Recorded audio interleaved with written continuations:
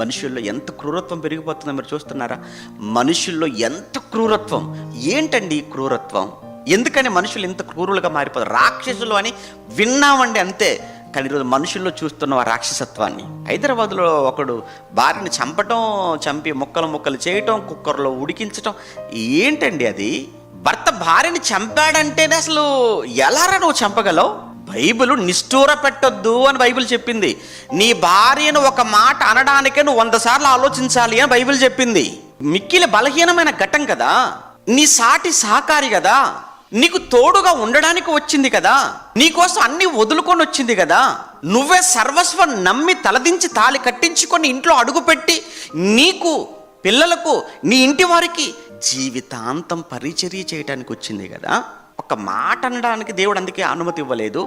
అలాంటిది దాడి ఎలా చేయగలుగుతున్నావు? దాడి చేయటమే నేరం అనుకుంటే చంపావు, ముక్కలు కొట్టేస్తావా? మళ్ళా వాటి కుక్కర్లో ఉడికించేస్తావా? మనకు వినటానికే అదోలా ఉంది కదా. అలాంటిది చేస్తున్నవాడు మనిషే చూడటానికి. కానీ మనుషులు చూసారా ఎంత క్రూరత్వం! ఏంటి మనుషులు ఇలా మారుతారు. మళ్ళా చెప్తున్నాను, ఇంకా సమాజం ఇంకా భయంకరమైనటువంటి పరిస్థితుల్లోనికి సమాజం దిగజారిపోతుంది. విలువలు ఉండవిక. ఎందుకు? రోజు రోజుకి దేవునికి, వాక్యానికి, బైబిల్కు దూరం అయిపోతున్న పరిస్థితి.